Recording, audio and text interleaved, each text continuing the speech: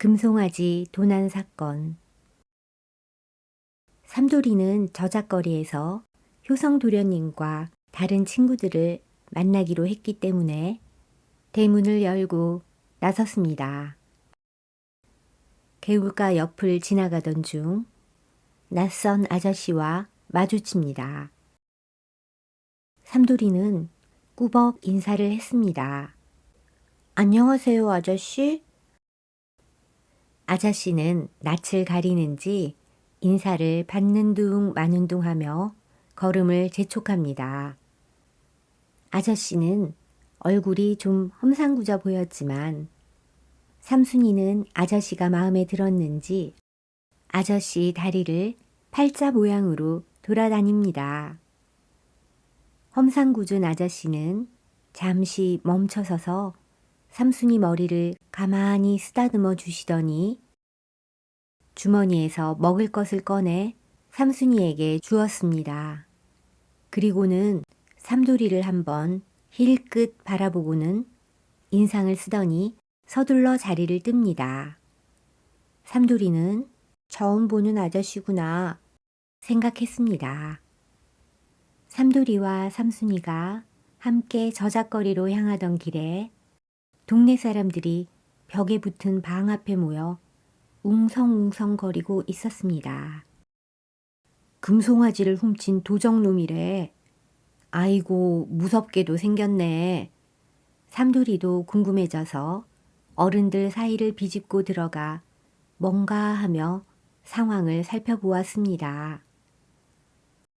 벽에는 방이 붙어 있었고 커다란 방문에는 금송아지 도둑이라고 쓰여져 있었습니다.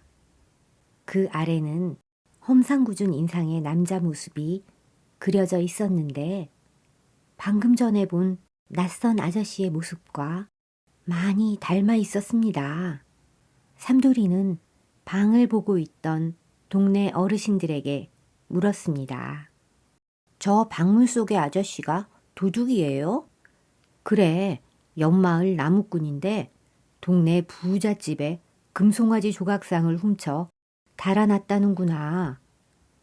혹시 우리 마을로 도망을 올 수도 있으니 여기도 방을 붙인 모양이야. 삼돌이 너도 수상한 사람을 보면 관아에 얼른 고해야 한다. 험악하게 생겼네. 너도 조심해라, 삼돌아. 마을 어르신들이 삼돌이에게 한마디씩 합니다. 에이, 인상이 험악하다고 다 도둑인가요? 삼돌이가 말했습니다. 삼돌이는 곧장 저작거리로 뛰어가서 효성도련님을 부릅니다. 도련님, 도련님. 왜 그러느냐, 삼돌아. 무슨 일이야? 도련님, 이리 좀 와보세요. 삼돌이는 효성이를 이끌고 조용한 곳으로 가서 소근거렸습니다. 아까 집을 나설 때 보았던 낯선 아저씨 이야기와 동네에 붙은 방에 관한 이야기를 합니다. 효성이는 깜짝 놀라 삼돌이를 쳐다보면서 삼돌아, 혹시 네가 마주친 사람이 금송아지 도둑이 아닐까? 글쎄요. 인상은 좀 험악해 보였지만 삼순이를 보고 쓰다듬어주고 먹을 것도 내어주는 걸 보니 나쁜 사람 같지는 않았어요. 그 아저씨가 정말 도둑일까요? 도련님, 우리 그 아저씨를 찾아봐요. 정말 도둑이라면 관아에 알려야죠.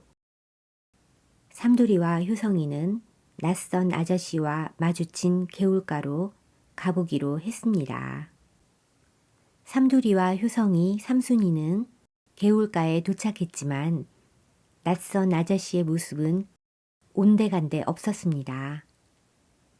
효성도련님은 걱정스러운 듯 주위를 살피며 말했습니다. 삼돌아, 이미 멀리 도망간 게 아닐까? 도둑이라면 사람들이 찾지 못하는 깊은 숲으로 숨었을 텐데. 그때였습니다. 앞서가던 삼순이가 귀를 쫑긋 세우더니 개울 위쪽 으슥한 곳에 커다란 바위 틈 사이로 살금살금 다가갔습니다. 삼순이는 그곳에서 아주 작은 소리로 미야우 하며 삼돌이에게 신호를 보냈습니다. 도련님, 삼순이가 뭔가를 찾은 모양이에요. 삼돌이와 효성이가 바위 뒤를 살짝 들여다보니 그곳에는 아까 보았던 험상궂은 아저씨가 덩치에 어울리지 않게 몸을 웅크리고 앉아 있었습니다. 그런데 아저씨의 손에는 금송아지가 아니라 다리를 다친 작은 산새 한 마리가 들려 있었습니다. 아저씨는 험악한 인상을 잔뜩 찌푸린 채 아주 조심스러운 손길로 새의 다리를 살피고 있었습니다. 삼순이가 아저씨의 다리에 몸을 비비며 가르렁거리자 아저씨는 깜짝 놀라 고개를 들었습니다. 삼돌이와 효성이를 발견한 아저씨의 눈에 두려움이 스쳤습니다. 나는 도둑이 아니야. 그저 새가 다쳤기에. 아저씨의 떨리는 목소리를 듣자 삼돌이는 아저씨가 금송아지 도둑이 아닐지도 모른다고 생각했습니다. 그렇지만 삼돌이는 단호한 목소리로 아저씨에게 물어봅니다. 아저씨, 방에 붙은 그 아저씨 맞죠? 금송아지를 훔쳤다는 사람 말이에요. 아니다. 나는 금송아지 도둑이 아니야. 나는 금송아지를 본 적도 없어. 어떻게 생겼는지도 모른다. 그런데 왜 모두가 아저씨를 도둑이라고 하는 거예요? 내가. 그때 저쪽에서 관아의 나졸 2명이 개에서 뭐 하는 게냐 하며 삼돌이와 효성이 쪽으로 다가옵니다.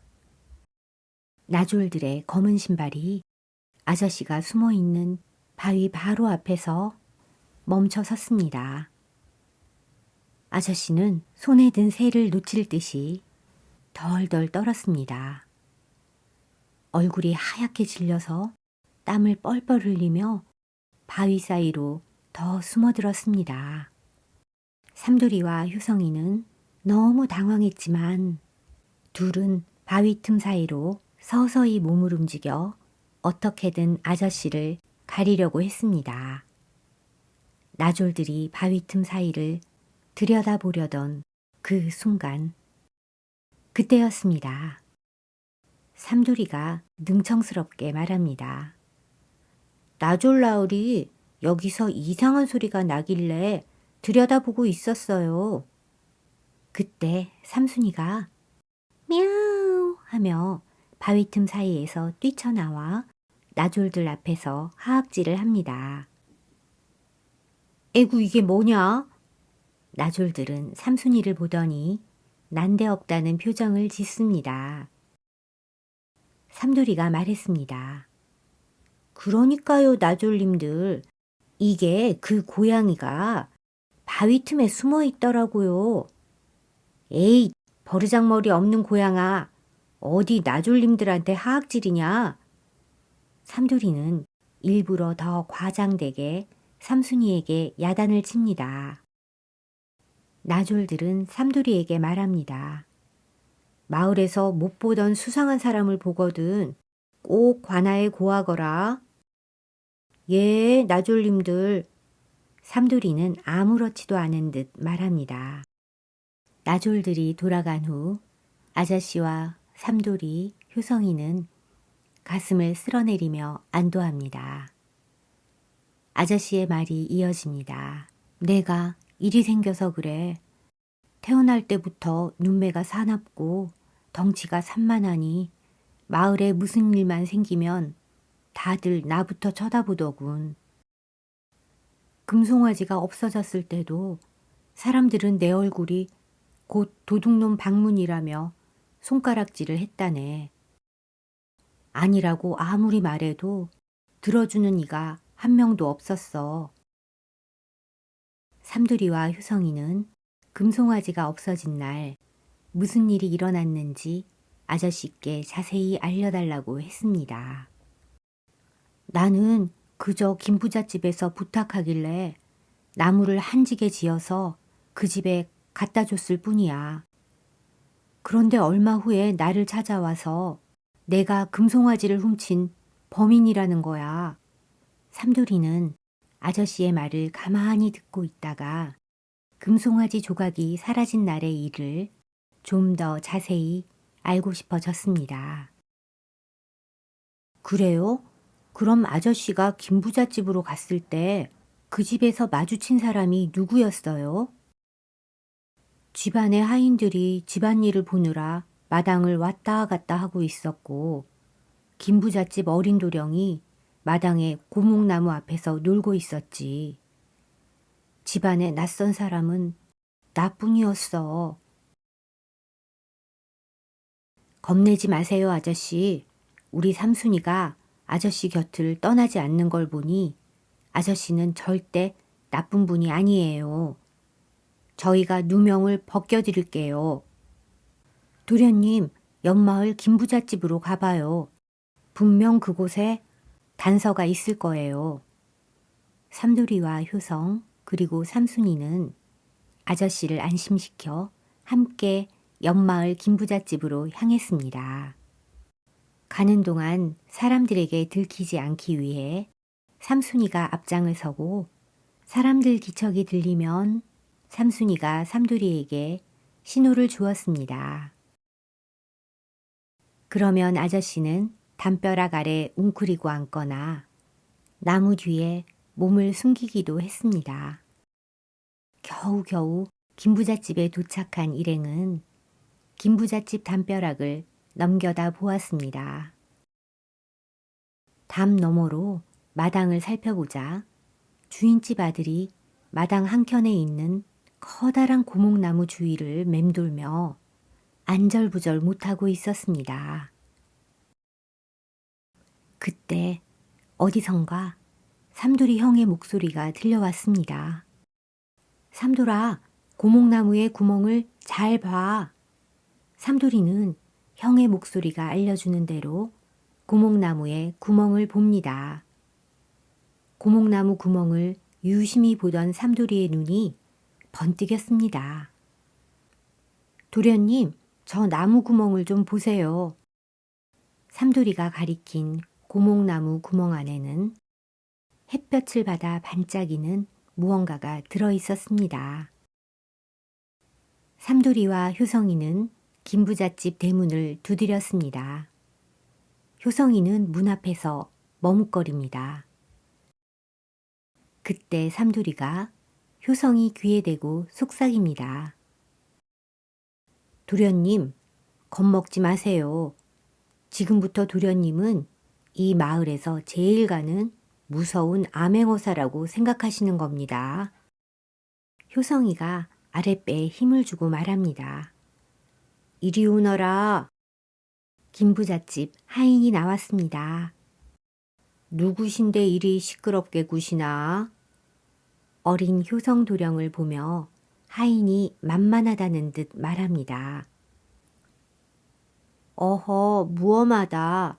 나는 이웃마을에서 온 김대감 댁의 아들 효성이다. 어서 내 주인에게 고해라.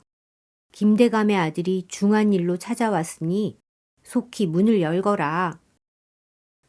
이분은 이웃마을에서 오신 김용자 현자 대감님 댁 자제분이십니다. 삼돌이가 효성이에게 힘을 실어주려 거들었습니다. 하인은 움찔하더니 문을 열었습니다. 밖이 소란스러웠는지 김부자도 나와 있었습니다. 무슨 일이냐? 김부자가 말합니다. 효성 도령 뒤에 서 있던 아저씨가 고개를 들자 집안의 하인들과 김부자가 흥분해서 소리쳤습니다. 아니, 저놈이?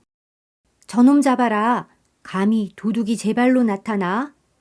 하인들이 아저씨를 잡으려고 달려들 때 삼돌이가 고목나무 옆으로 뛰어갔습니다. 삼돌이가 고목나무 구멍에 손을 쑥 집어넣어 꺼낸 것은 바로 그토록 찾던 황금 송아지 조각상이었습니다. 삼돌이는 금송아지를 꺼내어 높이 듭니다. 사람들이 모두 멈칫하며 놀라서 얼음처럼 꼼짝없이 서 있습니다. 모두 삼돌이의 손에 든 금송아지 조각상을 쳐다봅니다. 삼돌이가 말합니다. 범인은 고목나무였습니다. 아니, 고목나무에 금송아지를 넣은 이댁 꼬마 도령님입니다. 모두의 시선이 김부잣댁 꼬마 도령에게 향했습니다. 깜짝 놀란 주인집 아들이 울먹이며 말했습니다. 그건 내가 나무요정님 배고플까봐 선물로 넣어둔 건데 아저씨가 가져간 거 아니에요. 아이의 순진한 고백에 마을 사람들은 모두 입을 다물지 못했습니다. 험상궂은 인상 때문에 도둑으로 몰렸던 아저씨는 그제야 긴 한숨을 내쉬며 바닥에 주저앉았습니다. 주인집 어른은 아저씨에게 머리 숙여 사과했고 하인들도 마을 사람들도 부끄러움에 고개를 숙였습니다. 거보세요 도련님, 우리 삼순이 눈은 못 속인다니까요. 사람은 겉모습이 아니라 마음을 봐야 하는 법이죠. 삼돌이가 기세등등하게 말하자 삼순이는 마치 대답이라도 하듯 мя우 하고 크게 울었습니다. 노을 지는 언덕 위로 삼돌이와 효성 그리고 누명을 벗고 활짝 웃는 아저씨의 그림자가 길게 늘어졌습니다. 이렇게 험상궂은 나무꾼 아저씨의 누명은 깨끗이 벗겨졌고 삼돌이의 지혜로 해결된 금송아지 도난 사건의 이야기는 이웃마을 너머까지 자자하게 퍼져나갔습니다. 서당 마루 밑에 수상한 방귀 시작합니다.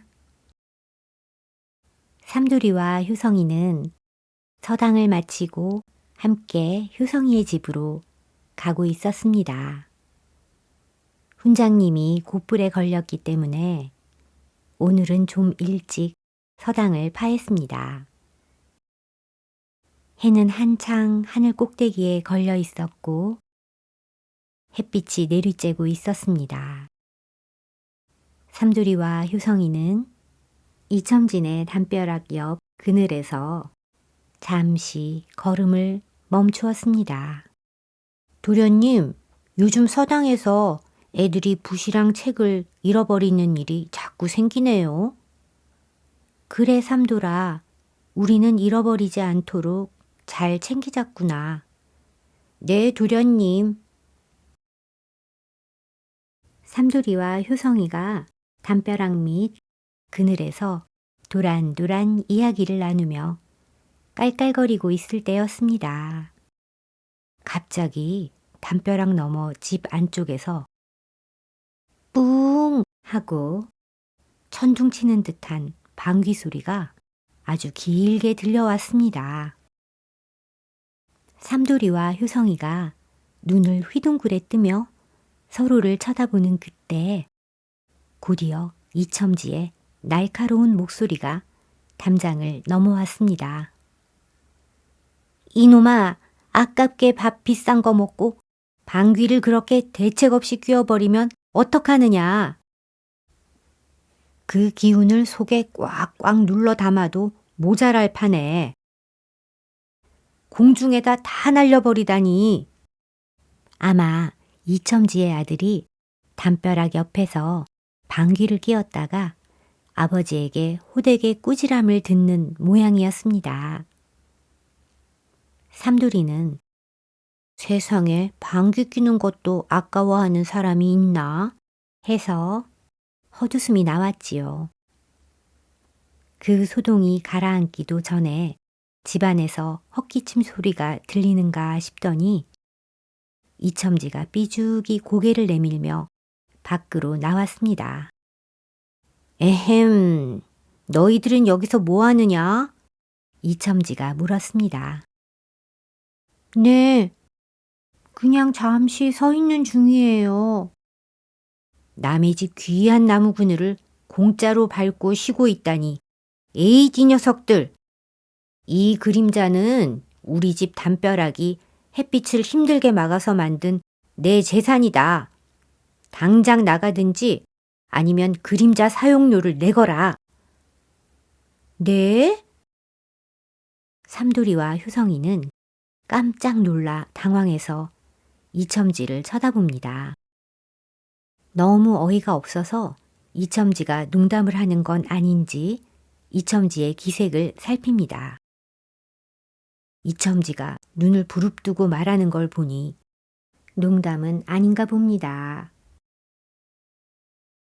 이첨지는 마을에서 둘째가라면 서러울 지독한 자린고비였습니다. 얼마나 아끼는지 그 행색만 봐도 기가 찰 노릇이었지요.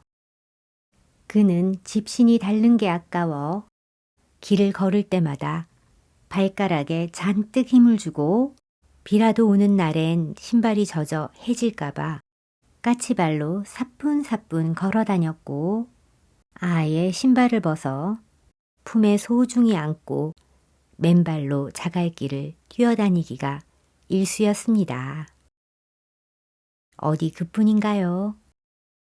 집 마당에 널어놓은 빨래에 파리가 앉으면 이놈의 파리가 내 귀한 옷감의 기운을 다 빨아먹는다 소리를 지르며 쫓아냈고 밥을 먹을 때도 혹여나 입 밖으로 밥 냄새가 새나갈까봐 코로만 가늘게 숨을 쉬며 식사를 마쳤습니다. 심지어 마을 사람들이 이첨진의 집 앞을 지나가다가 헛기침이라도 크게 하면 내 집 마당의 공기를 너무 많이 마셔대서 공기가 달아 없어지겠다 하며 대문을 쾅 닫아 걸기까지 했습니다. 그런 이첨지가 오늘은 아이들이 담벼락 밑 그늘에 서 있는 꼴을 보니 속이 뒤틀려서 참을 수가 없었던 모양입니다. 이첨지가 집신을 꼭 껴안고 맨발로 까치발을 든 채 아이들에게 삿대질하며 그림자값 내놔! 라고 외칩니다. 삼돌이는 이첨지의 기괴한 행색을 훑어보며 생각했습니다. 세상에 신발 닳는 게 아까워 맨발로 다니는 분이 이제는 나무 그늘까지 돈을 받으려 하시네 하고 생각했습니다. 삼돌이는 어르신 그러다가 발바닥 지문까지 다 다르시겠어요 깔깔 웃으며 효성이와 함께 도망을 갑니다. 다음 날 아침 서당에 온 삼돌이와 효성이는 아이들이 또 책을 잃어버렸다는 이야기를 듣고 잘 좀 간수를 하지 하며 핀잔을 주었습니다. 공부가 시작되고 훈장님의 엄숙한 목소리와 아이들의 낭랑한 글을 읽는 소리로 가득 찼습니다. 햇살이 창살 사이로 길게 들어와 먼지가 뽀얗게 춤을 추는 오후였어요. 자, 다 함께 따라 읽어보거라. 천지 현황하고 우주 홍황이라. 훈장님이 책장을 넘기며 선창하자 아이들은 약속이라도 한 듯 몸을 앞뒤로 까딱까딱 흔들며 목청을 높였습니다. 천지현황하고 우주홍황이라 아이들의 목소리가 서당마당에 감나무까지 울려 퍼졌습니다. 훈장님은 곰방대를 옆에 내려놓으시고 수염을 쓰다듬으며 설명을 덧붙이셨지요. 하늘은 검고 땅은 누르며 우주는 넓고도 거칠다는 뜻이니라. 이 넓은 세상의 이치를 단 4글자에 담았으니 너희는 그 깊은 뜻을 새기며 마음을 정갈히 해야 한다. 알겠느냐? 예, 훈장님. 아이들은 대답하며 다시 책장에 코를 박고 글자를 눈에 담았습니다. 삼돌이도 평소에 장난기 섞인 얼굴은 온데간데 없이 진지한 표정으로 손가락으로 글자를 짚어가며 훈장님의 말씀을 경청했지요. 효성이 역시 바른 자세로 앉아 훈장님의 설명 하나하나를 놓치지 않으려 귀를 쫑긋 세웠습니다. 그런데 바로 그 순간이었습니다. 훈장님이 잠시 숨을 고르며 차를 한 모금 마시려던 찰나 정적을 깨는 기괴한 소리가 마룻바닥 깊은 곳에서 울려 퍼졌습니다. 뿡! 그건 분명 사람의 뱃속에서 참다 터져나온 아주 길고도 묵직한 방귀 소리였습니다.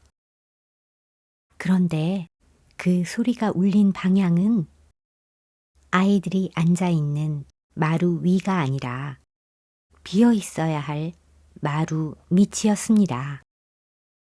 방귀 소리가 서당 바닥을 울리자 훈장님의 찻잔이 미세하게 떨렸습니다. 정적이 흐른 뒤 아이들이 일제히 코를 틀어막으며 서로를 쳐다보았지요. 으악, 이게 무슨 냄새야? 야, 김서방네 아들, 너지? 아까 점심에 고구마 먹는 거 내가 다 봤어. 아니야. 소리가 내 쪽에서 났잖아. 엉덩이를 떼봐, 당장. 아이들은 서로 삿대질을 하며 범인을 몰아세웠습니다. 억울한 아이는 펄펄 뛰며 아니라고 소리를 질렀고 서당은 순식간에 시장통처럼 시끄러워졌지요. 훈장님은 미간을 찌푸리며 엄하게 소리치셨습니다. 어험, 정숙들 하거라. 신성한 서당에서 누가 이리 무례한 소리를 냈단 말이냐. 하지만 훈장님의 호령도 소용없었습니다. 아이들은 이미 서로의 엉덩이 밑을 조사하느라 정신이 없었으니까요. 그때 삼돌이는 가만히 코를 킁킁거리더니 고개를 갸우뚱했습니다. 냄새가 위가 아니라 발밑 나무 틈새에서 올라오는 것 같았거든요. 삼돌이는 슬쩍 효성이의 소매를 잡아당기며 귓속말을 했습니다. 도련님, 저 소리 어쩐지 어제 본 이첨지 어르신네 담벼락에서 나던 그 아까운 방귀 소리랑 비슷한 것 같지 않아요? 아이들이 서로 너지? 너 아냐? 하고 삿대질을 하며 싸우는 아수라장 속에서 삼돌이만 혼자 바닥에 귀를 딱 붙이고 마루 밑 동태를 살폈습니다. 삼돌이가 마룻바닥에 귀를 대고 있자 바닥 밑에서 들켰나? 하고 숨을 죽이는 아주 작은 소리가 들렸습니다. 삼돌이는 회심의 미소를 지으며 자리에서 벌떡 일어났지요. 여전히 아이들은 서로 범인이라며 삿대질을 하느라 서당 안은 아수라장이 되었습니다. 훈장님이 소리를 지르자 아이들이 모두 제자리에 앉았습니다. 모두 조용히 해봐. 내가 진짜 범인을 찾는 방법을 알아. 삼돌이의 외침에 아이들이 동작을 멈추고 삼돌이를 쳐다봤습니다. 훈장님도 흥미로운 듯 곰방대를 멈추셨지요. 삼돌이는 천연덕스럽게 마룻바닥에 한 구멍을 가리키며 말했습니다. 이 방귀는 보통 방귀가 아니야. 어제 이첨지 어르신이 그러셨거든. 밥 먹은 기운이 농축된 아까운 방귀라고. 그러니까 이 방귀 냄새의 주인은 지금 서당에 있는 우리 중 한 명이 아니라 마루밑 저 아래. 그 말이 끝나기가 무섭게 서당 밖 담벼락 너머에서 아니 저 녀석이 그걸 어떻게 알고 하는 당황한 목소리가 들려왔습니다. 그리고는 곧 서당 마당에서 이첨지가 헐레벌떡 뛰어들어오며 소리쳤습니다. 이놈들! 내 아들 엉덩이에서 나온 소중한 방귀 냄새를 왜 너희가 공짜로 맡고 있느냐? 그 냄새 맡은 만큼 다 돈으로 내놔. 사실 이첨지는 아들이 마루 밑에서 공짜 공부를 한 자라도 더 잘하고 있는지 확인하려고 담벼락 뒤에 바싹 붙어 귀를 쫑긋 세우고 엿듣던 중이었지요. 그런데 삼돌이에게 들키기 일보 직전이라 서당으로 허겁지겁 뛰어들어온 것입니다. 아이들은 경악했고 훈장님은 기가 막힌 듯 이첨지를 바라보고 있었습니다. 이첨지는 마루 밑에 대고 소리쳤지요. 아들아, 들켰으니 어서 나와라. 냄새 더 퍼지기 전에 입을 꽉 막고 나와라. 잠시 후 꼬재죄한 몰골의 이첨지 아들이 마루 밑 뻥 뚫린 공간에서 엉금엉금 기어 나왔습니다. 손에는 아이들이 잃어버렸던 책 중에 한 권을 소중히 쥐고 있었지요. 삼돌이는 이첨지가 제 발로 튀어나올 줄 알았다는 듯 씩 웃으며 대꾸했습니다. 어르신, 밖에서 그렇게 열심히 들으셨으니 서당 청각료부터 내셔야겠는데요. 뭐야? 이첨지는 당황해서 씩씩거렸습니다.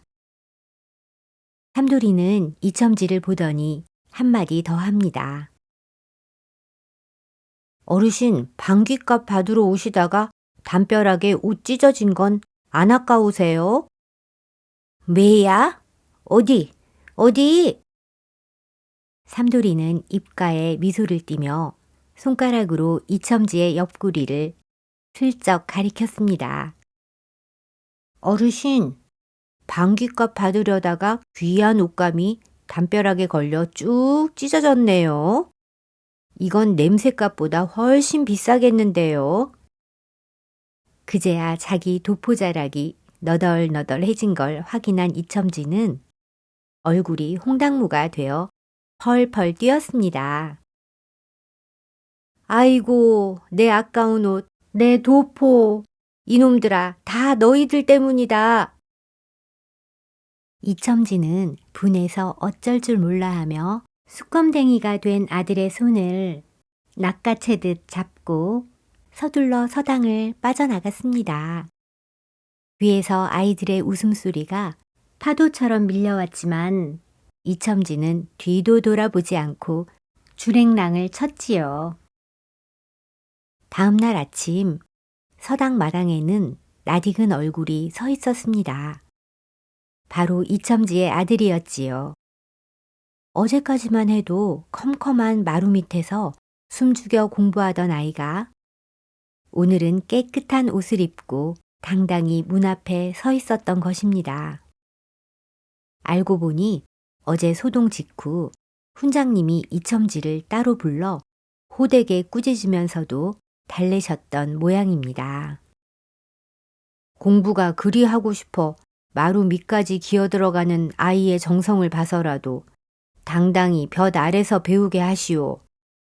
정 서당비가 아까우면 아이가 공부 끝나고 마당이라도 쓸게 하면 되지 않겠소. 이첨지도 마을 전체에 퍼진 방귀소동 망신이 너무 부끄러웠던 데다 훈장님의 따뜻한 제안에 결국 고집을 꺾고 만 것이지요. 삼돌이는 서당 문으로 들어서는 이첨지 아들을 보며 너스레를 떨었습니다. 야, 이제는 마루 위에서 숨 크게 쉬면서 공부해라. 그래야 방귀도 덜 나오지. 그 말에 서당 안은 다시 한번 아이들의 웃음소리로 활짝 피어났습니다. 사라진 도깨비 방울. 햇살이 따뜻한 오후. 삼돌이 부모님은 김대감님 댁으로 일을 하러 가셨고 삼돌이는 혼자 방에서 서당에서 배운 글공부를 익히고 있었습니다. 그런데 갑자기 마당에서 삼순이가 하악질을 심하게 하는 소리가 들렸습니다. 삼돌이는 얼른 마당으로 뛰어나갔습니다. 삼순이가 장독대 옆에서 몸을 활처럼 굽히면서 털을 빳빳하게 세우고 몸을 부풀려 하악질을 하고 있었습니다. 삼순아, 왜 그래? 삼돌이가 삼순이 옆으로 다가갔습니다. 삼순이는 삼돌이를 보자 мя우 하며 장독대 중에 뚜껑이 열려있는 장독 하나를 쳐다보며 그르렁거립니다. 삼돌이는 삼순이가 알려주는 장독 앞으로 가서 그 안을 들여다보았습니다. 장독 안에는 어린아이 하나가 몸을 웅크리고 있었습니다. 으악, 깜짝이야. 넌 누구냐? 그때 장독 안에 있던 아이가 슬슬 일어나서 삼돌이 앞에 모습을 드러냈습니다. 삼돌이는 그 아이의 모습을 보고 으악, 너 뭐야? 하고 소리를 질렀습니다. 삼돌이가 본 것은 사람이 아니었습니다. 그것은 어른들께 말로만 전해 듣던 도깨비의 모습이었습니다. 도깨비는 삼돌이가 소리를 지르자 깜짝 놀라 두 손을 허둥지둥 내저으며 말했습니다. 쉿, 쉿, 조용히 해. 사람들 오면 큰일 난다. 삼돌이는 겁이 나서 뒤로 한 걸음 물러났습니다. 그런데 이상하게도 그 도깨비는 삼돌이만큼이나 겁먹은 얼굴이었습니다. 도깨비는 장독에서 조심조심 기어나오더니 주변을 두리번거리며 물었습니다. 여긴 너희 집이냐? 삼돌이는 고개를 끄덕였습니다. 그러자 도깨비가 다시 물었습니다. 그럼 어른들은 없지? 지금은 없는데 왜? 삼돌이가 묻자 도깨비는 안도의 한숨을 푹 내쉬었습니다. 휴, 다행이다. 도깨비는 괜히 어깨를 으쓱하며 큰 소리로 말했습니다. 사실 내가 일부러 여기 숨은 건 아니다. 나는 원래 산속에서 아주 유명한 도깨비거든. 하지만 그 말과 달리 도깨비는 계속 주변을 살피며 잔뜩 긴장한 모습이었습니다. 삼돌이는 눈을 가늘게 뜨고 물었습니다. 그럼 왜 장독 속에 숨어 있었는데? 그 말에 도깨비 얼굴이 순간 굳었습니다. 도깨비는 머리를 긁적이다가 작은 목소리로 말했습니다. 그게 말이다. 잠시 머뭇거리던 도깨비는 결국 한숨을 쉬며 털어놓았습니다. 나 중요한 걸 하나 잃어버렸다. 삼돌이가 눈을 동그랗게 뜨며 물었습니다. 중요한 거? 도깨비는 괜히 허세를 부리듯 가슴을 펴며 말했습니다. 그래, 아주 대단한 물건이다. 도깨비들 사이에서는 엄청나게 중요한 거라고. 삼돌이가 다시 물었습니다. 그래서 그게 뭔데? 도깨비는 잠깐 입을 다물고 서 있더니 결국 고개를 푹 숙이며 중얼거렸습니다. 내 이름 방울. 삼돌이는 고개를 갸웃했습니다. 이름 방울? 이름이 적힌 방울 말이야? 도깨비는 허리를 더듬으며 말했습니다. 원래 여기 허리에 달고 다니는 건데 어디서 떨어뜨렸는지 모르겠다. 그러더니 얼굴을 붉히며 투덜거렸습니다. 그걸 잃어버리면 다른 도깨비들이 얼마나 놀리는지 아냐? 삼돌이는 조금 놀란 눈으로 도깨비를 바라보며 물었습니다.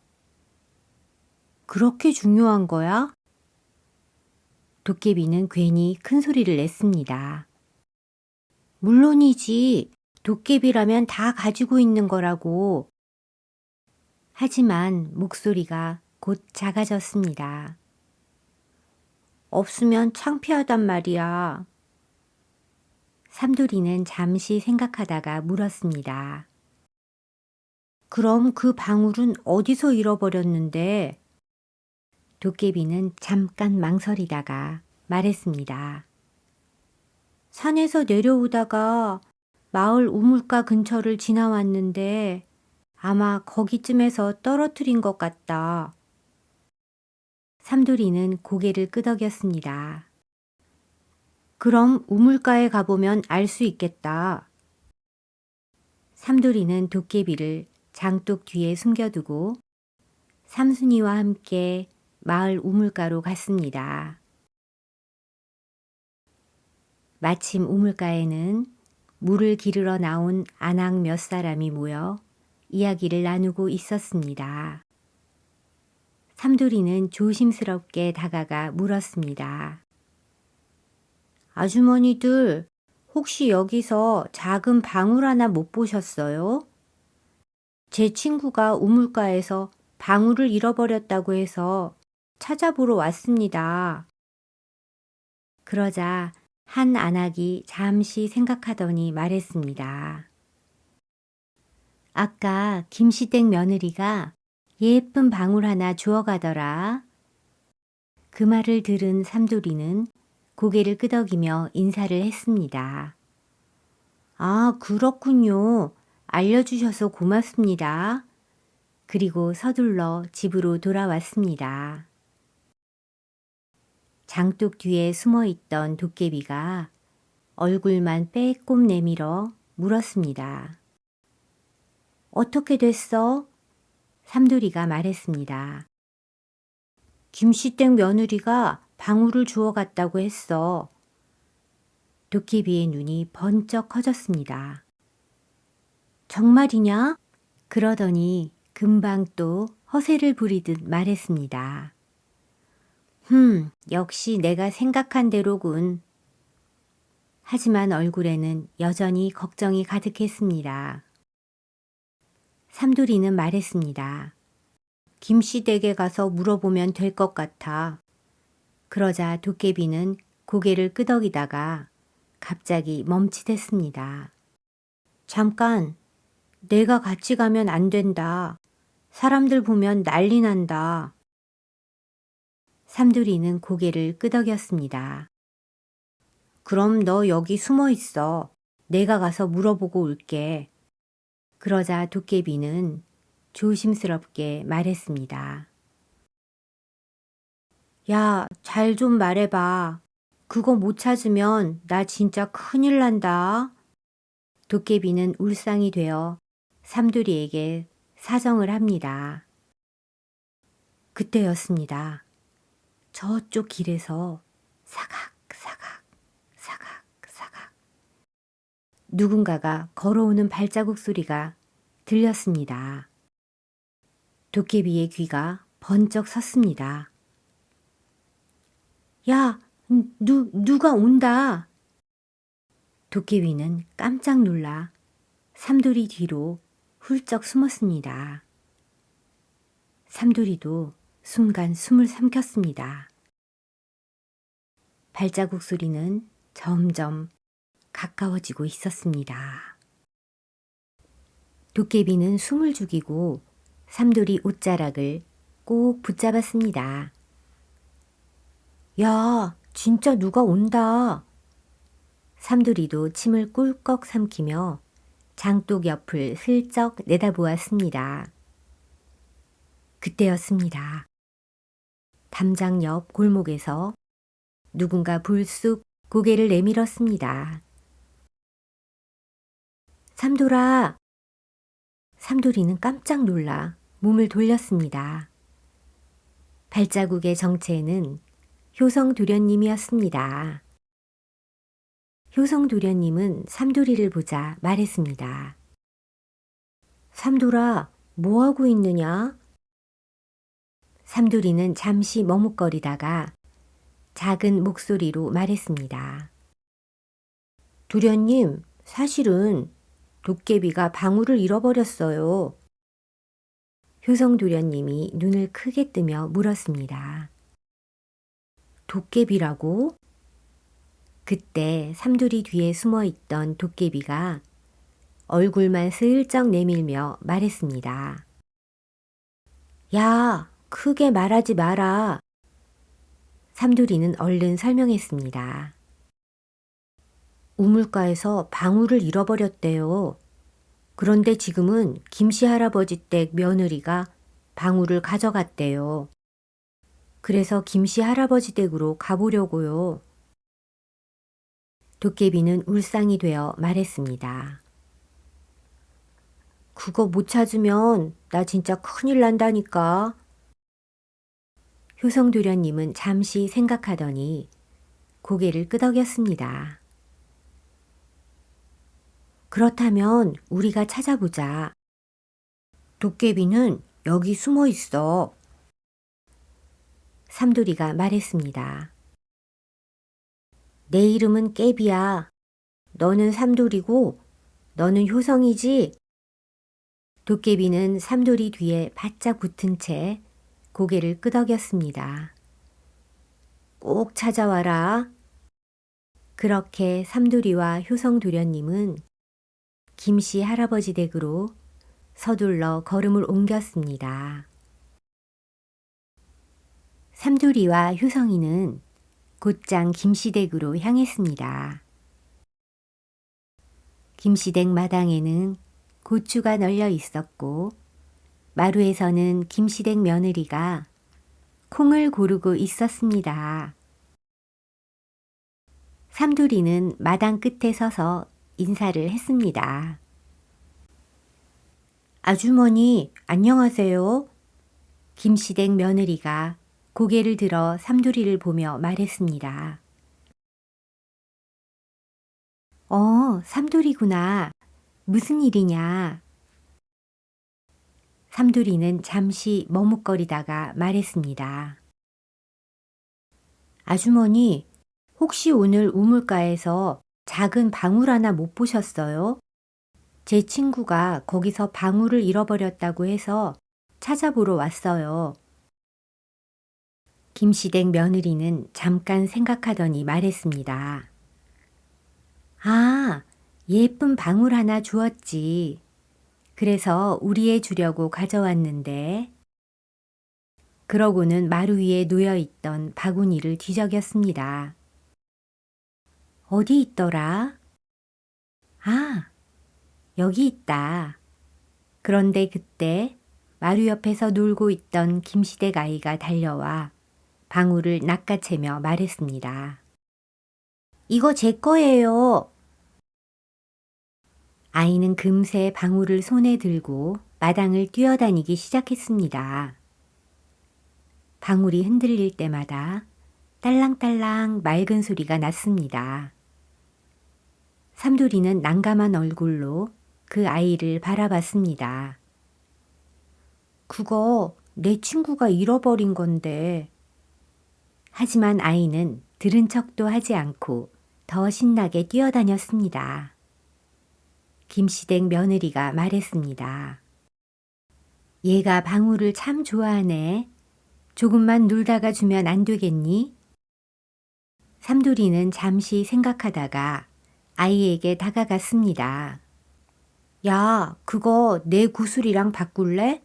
아이가 걸음을 멈추고 삼돌이를 쳐다봤습니다. 삼돌이는 주머니에서 작은 구슬 하나를 꺼냈습니다. 서당 친구와 구슬치기 하다가 남은 구슬이었습니다. 햇빛을 받아 반짝이는 구슬을 본 아이의 눈이 동그래졌습니다. 이거랑 바꾸자. 그 방울은 내 친구 거라서. 아이도 잠시 고민하다가 고개를 끄덕였습니다. 좋아. 아이는 방울을 삼돌이에게 건네주었고 대신 구슬을 받아들고는 금세 다시 마당을 뛰어다니기 시작했습니다. 삼돌이와 효성이는 방울을 꼭 쥔 채 서둘러 집으로 돌아왔습니다. 장독 뒤에 숨어있던 도깨비가 삼돌이와 효성이를 보자마자 뛰어나왔습니다. 어떻게 됐어? 삼돌이는 손을 펴 보였습니다. 햇빛 속에서 작은 방울이 반짝였습니다. 도깨비의 눈이 번쩍 커졌습니다. 맞다, 그거다. 도깨비는 방울을 얼른 낚아채 허리에 달았습니다. 방울이 허리에 달리자 딸랑딸랑하고 맑은 소리가 울렸습니다. 도깨비는 한번 빙글 돌더니 괜히 어깨를 으쓱했습니다. 역시 삼돌이 내가 찾아올 줄 알았다. 삼돌이는 팔짱을 끼고 도깨비를 바라봤습니다. 아까는 울 것 같은 얼굴이더니 효성이가 말했습니다. 도깨비는 얼굴이 빨개지더니 버럭 말했습니다. 누가 울려고 했다고 그래? 그러다가 슬쩍 삼돌이를 보며 말했습니다. 그래도 고맙다. 도깨비는 잠깐 가만히 서 있더니 갑자기 장독 위로 폴짝 올라섰습니다. 이제 나는 산으로 돌아가야겠다. 그러더니 담장 위에 올라서서 마지막으로 삼돌이를 돌아봤습니다. 야, 삼돌이! 왜? 도깨비는 씩 웃었습니다. 다음에 또 보자. 효성이도 고맙다. 그 말이 끝나자마자 도깨비는 담장을 훌쩍 넘어 어디론가 달려갔습니다. 담장 너머에서 잠깐 딸랑딸랑 하는 방울소리가 들리더니 곧 조용해졌습니다. 삼돌이는 한동안 담장 너머를 바라보다가 머리를 긁적였습니다. 참 이상한 녀석이네. 그때 옆에서 삼순이가 мя우 하고 울었습니다. 삼돌이는 삼순이를 내려다보며 피식 웃었습니다. 그래도 나쁜 녀석은 아닌 것 같지? 그날 밤이었습니다. 삼돌이가 이불을 덮고 막 잠이 들려던 때였습니다. 밖에서 아주 작은 소리가 들렸습니다. 딸랑딸랑. 삼돌이는 눈을 번쩍 떴습니다. 그 소리는 낮에 들었던 바로 그 방울소리였습니다. 삼돌이는 살며시 일어나 문을 열고 마당을 내다보았습니다. 달빛이 희미하게 비추는 마당 한가운데 낮에 만났던 그 도깨비가 서 있었습니다. 야, 삼돌이! 도깨비가 손을 흔들며 속삭였습니다. 삼돌이는 마루 끝으로 다가가 작은 소리로 말했습니다. 너 산에 간 거 아니었어? 도깨비는 괜히 헛기침을 하며 말했습니다. 갔지. 갔는데 그러더니 머리를 긁적이며 말을 이었습니다. 그냥 가기엔 좀 그래서. 도깨비는 품에서 작은 구슬 하나를 꺼냈습니다. 달빛을 받아 은은하게 반짝이는 구슬이었습니다. 이거 너 가져라. 삼돌이는 고개를 갸웃했습니다. 이건 또 뭐야? 도깨비가 말했습니다. 아까 내가 내 방울 찾으려고 네 구슬이랑 바꿔왔잖아. 그거 대신이다. 삼돌이는 깜짝 놀라며 말했습니다. 어? 그걸 어떻게 알아? 도깨비는 씩 웃으며 어깨를 으쓱했습니다. 다 알지. 나는 도깨비니까. 삼돌이는 잠시 구슬을 내려다보다가 말했습니다. 그래도 괜찮아. 그 구슬 없어도 돼. 그러자 도깨비가 손을 쑥 내밀며 말했습니다. 됐고 그냥 받아라. 도깨비가 주는 거다. 삼돌이는 잠시 망설이다가 구슬을 받아들었습니다. 구슬은 달빛 속에서 조용히 반짝였습니다. 도깨비는 그 모습을 보더니 씩 웃으며 말했습니다. 잘 간직해라. 그거 그냥 구슬 아니다. 그럼 뭐야? 삼돌이가 묻자 도깨비는 몸을 돌리며 말했습니다. 나중에 알게 될 거다. 그리고 담장 위로 폴짝 뛰어 올랐습니다. 야, 삼돌이! 왜? 도깨비는 뒤돌아보며 말했습니다. 다음에 또 보자. 그 말이 끝나자 도깨비는 담장을 훌쩍 넘어 어둠 속으로 사라졌습니다.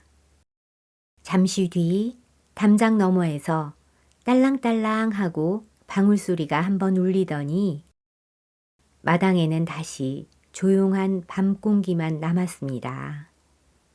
삼돌이는 손에 들린 구슬을 한참 바라보다가 조심스럽게 주머니에 넣었습니다. 그때 마루 밑에서 삼순이가 мя우 하고 울었습니다. 삼돌이는 웃으며 말했습니다. 도깨비가 준 건데 진짜 뭐가 다른 걸까? 삼돌이는 삼순이와 함께 마당을 비추는 달빛을 올려다봅니다.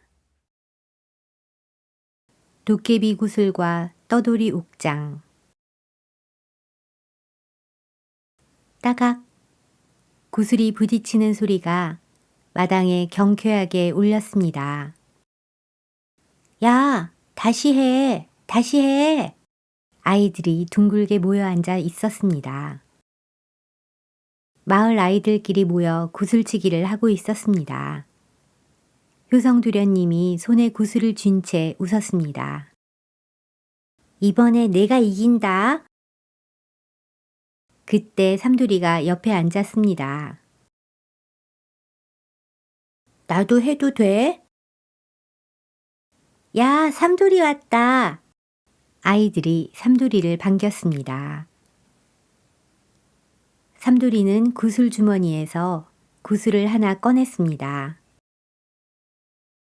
도깨비가 주고 간 그 구슬이었습니다. 구슬은 햇빛을 받아 묘하게 반짝였습니다. 자, 시작이다. 첫 판이 시작되었습니다. 효성이가 먼저 굴렸습니다. 따각! 구슬이 정확하게 맞았습니다. 오! 아이들이 환호했습니다. 이번엔 삼돌이 차례였습니다. 삼돌이는 잠깐 망설였습니다. 그리고 구슬을 굴렸습니다. 또르륵 탁.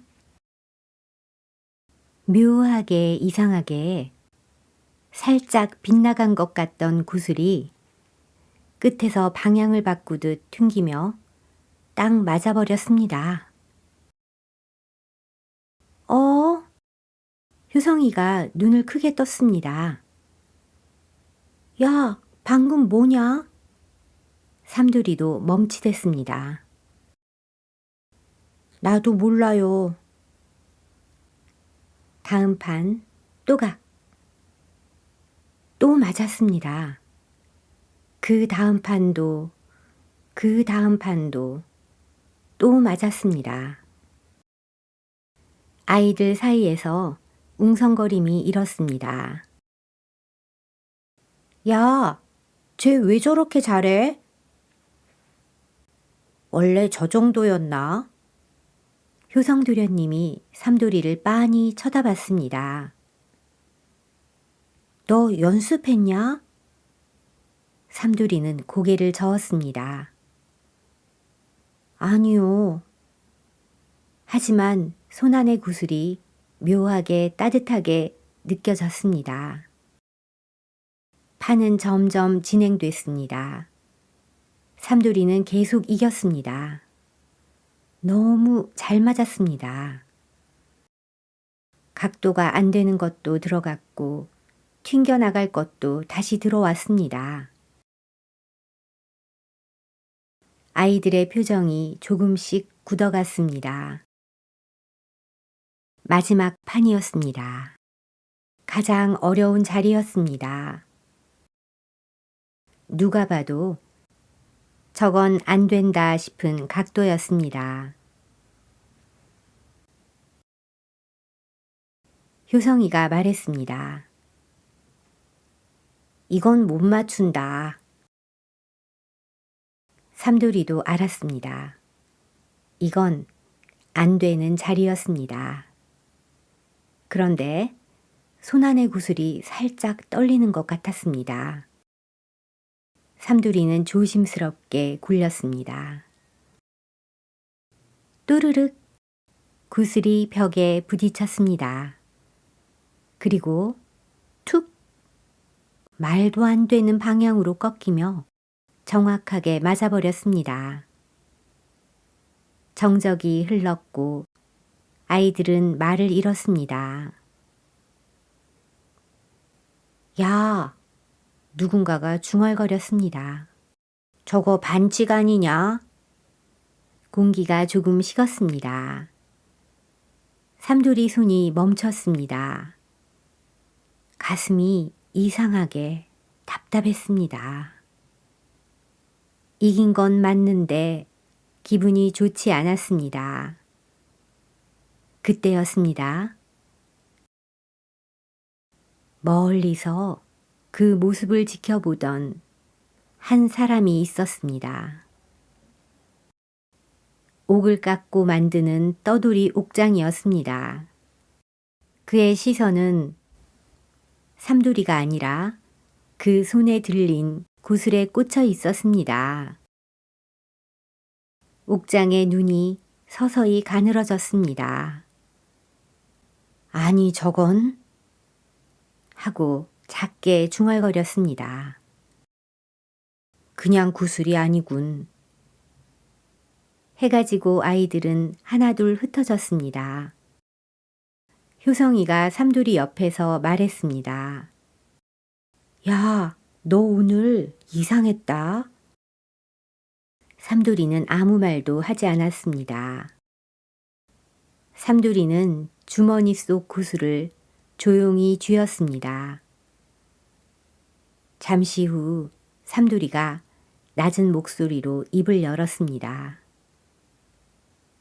도련님, 이 굿을 도깨비가 준 거 좀 이상한 것 같아요. 효성이 고개를 기울였습니다. 이상하긴 했지. 아까 그건 너 실력이 아니잖아. 삼돌이가 구슬을 바라보며 말했습니다. 자꾸 마음대로 움직이는 것 같아요. 좋은 물건이 아닌 것 같아요. 잠깐 침묵이 흐른 뒤 삼돌이가 조용히 말했습니다. 아무래도 도깨비한테 돌려줘야 할 것 같아요.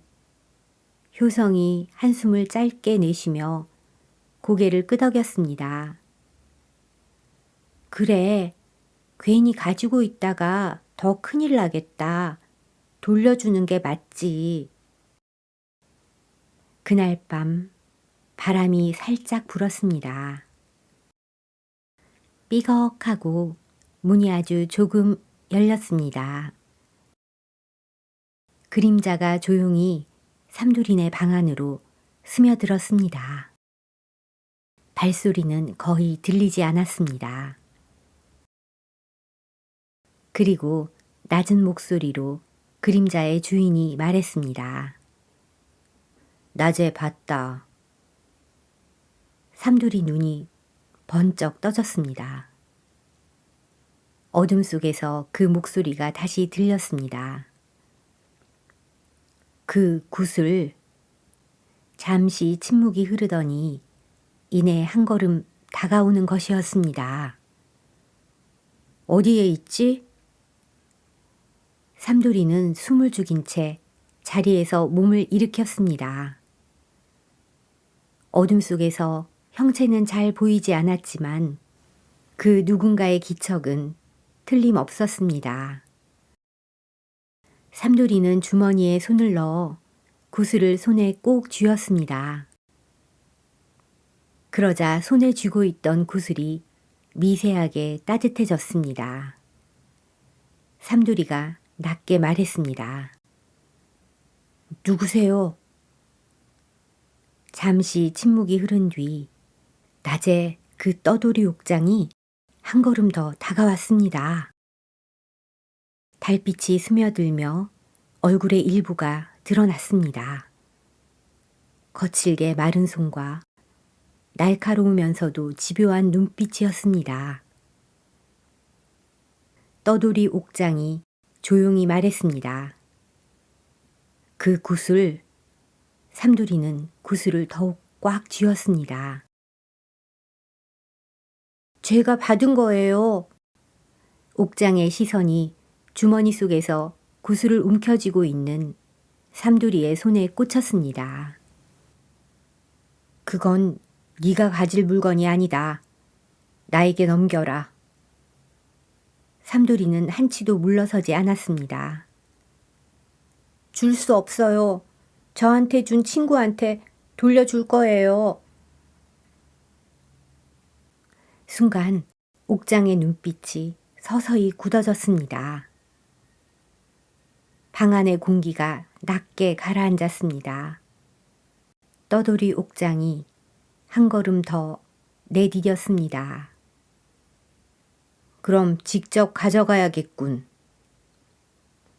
어둠 속에서 옥장의 눈이 번뜩였습니다. 옥장은 평생 전국의 산천을 돌며 귀한 돌과 보석을 깎아온 장인이었습니다. 도깨비 구슬이 일반인 눈에는 그저 예쁜 구슬이었겠지만 그의 눈엔 달랐습니다. 저건 산에서 캐낸 옥이 아니다. 인간 세상에 존재할 수 없는 귀신이나 도깨비의 기운이 서린 영물이야. 옥장은 그 구슬을 녹여 임금님께 바칠 보검이나 장신구를 만들 생각뿐이었습니다.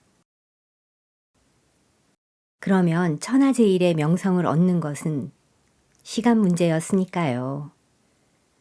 욕심에 눈이 먼 옥장이 삼돌이를 잡으려던 순간 삼돌이가 앉은 채로 뒤로 물러나며 엉뚱하게 물었습니다.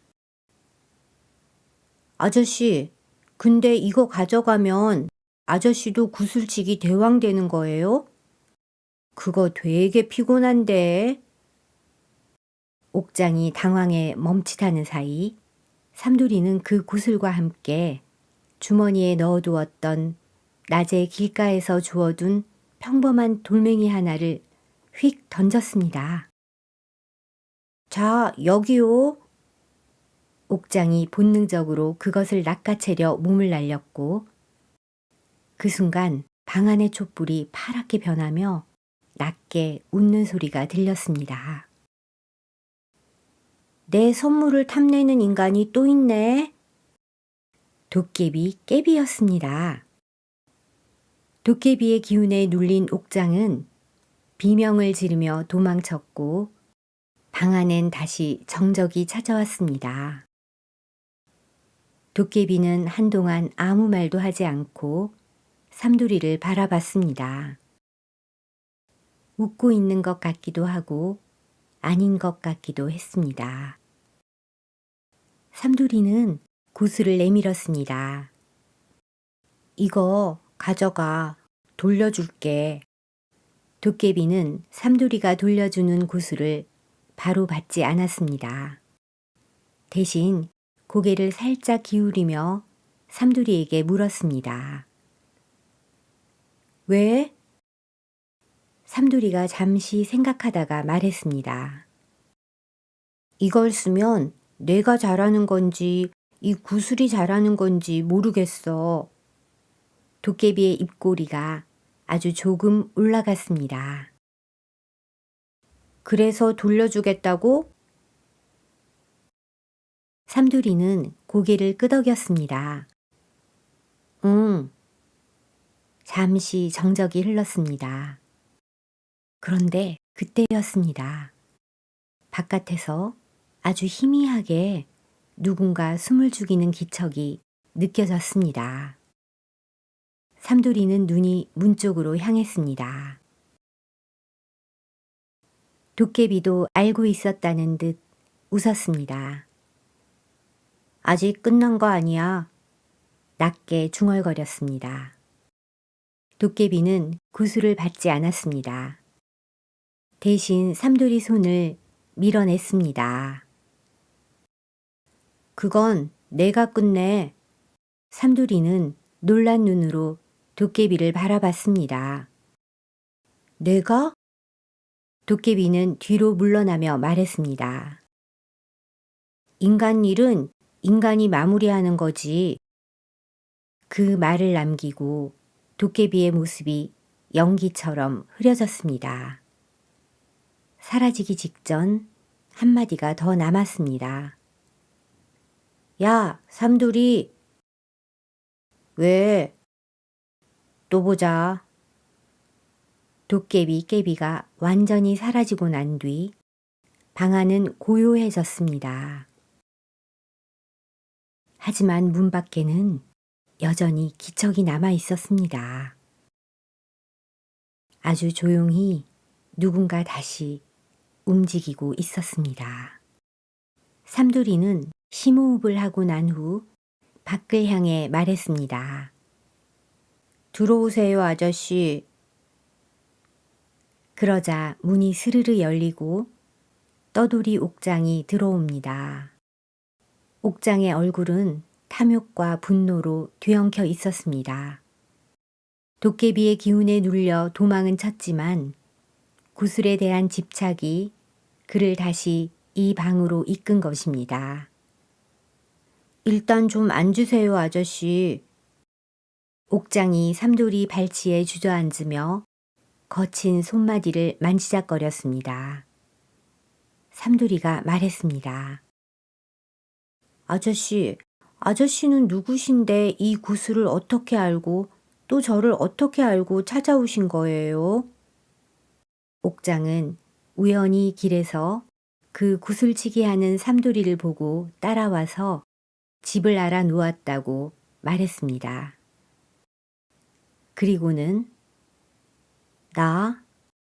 나는 이름도 잊은 채 팔도를 떠도는 늙은 옥장이다.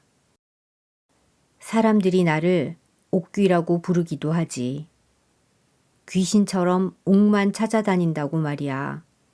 옥장은 품에서 때 묻은 조각칼을 꺼내 달빛에 비춰보며 말을 이었습니다. 수십 년 전 나도 너처럼 어린 시절이 있었지. 그때 우연히 산속에서 도깨비를 만났고 놈들이 가지고 놀던 푸른 화수분이라 불리는 옥석을 봤단다. 그 빛깔이 얼마나 영롱하던지 내 눈이 멀어버릴 정도였어. 나는 자연스럽게 옥장이 되었고 그 푸른 화수분을 본 이후로는 그 빛을 잊지 못해 평생을 헤맸어. 옥장의 눈에 서리빨 같은 집착이 서렸습니다. 전국의 강바닥을 뒤지고 산을 깎고 다녀도 그날 본 그 빛은 찾을 수가 없더구나. 그러다 오늘날 네 손에서 그 빛을 다시 본 거야. 햇빛이나 달빛을 받으면 묘하게 스스로 길을 찾아가는 그 움직임. 그건 인간의 솜씨가 아니다.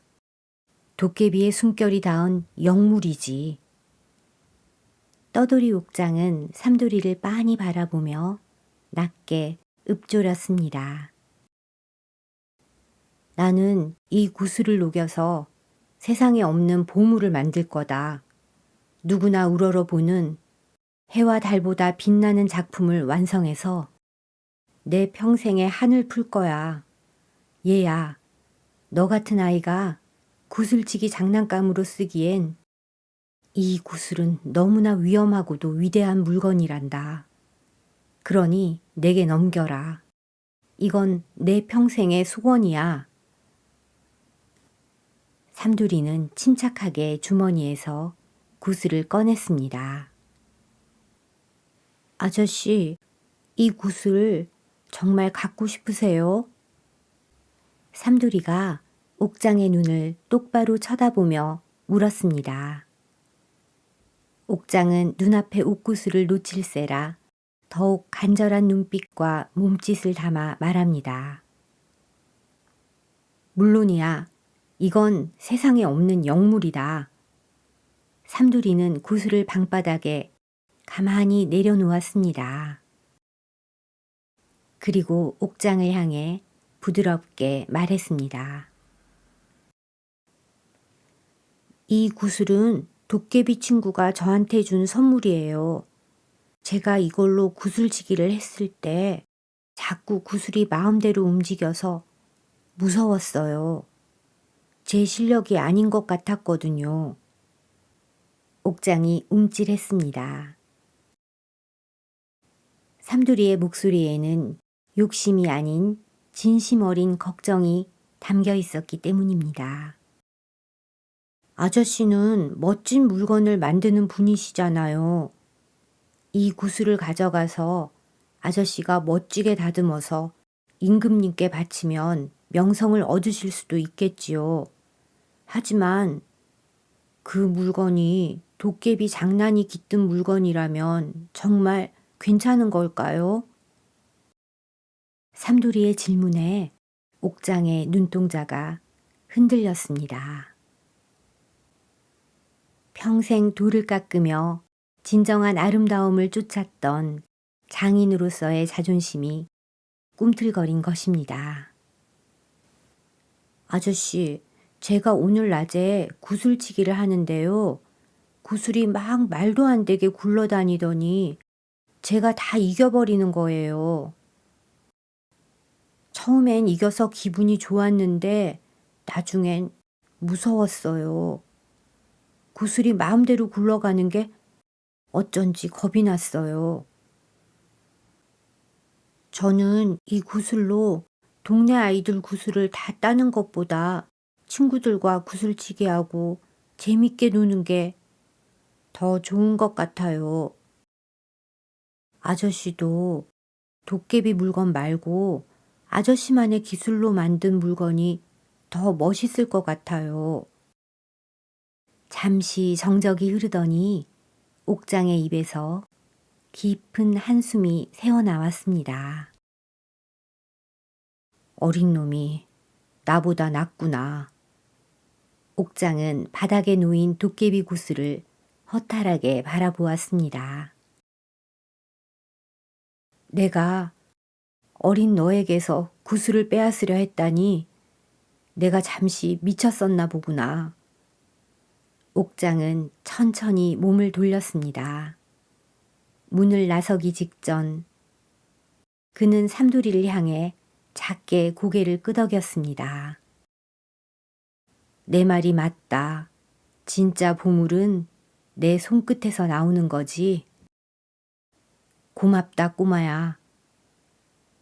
옥장의 뒷모습이 어둠 속으로 사라지자 방 안엔 다시 고요가 찾아왔습니다. 삼돌이는 바닥에 놓인 구슬을 소중하게 주워 구슬함에 넣었습니다. 이제 이 구슬은 삼돌이에게 소중한 것이 무엇인지 생각하게 해준 진짜 보물이 되었습니다. 구슬함에는 낮에 구슬치기에서 이겨서 따온 아이들의 구슬이 잔뜩 담겨 있었습니다.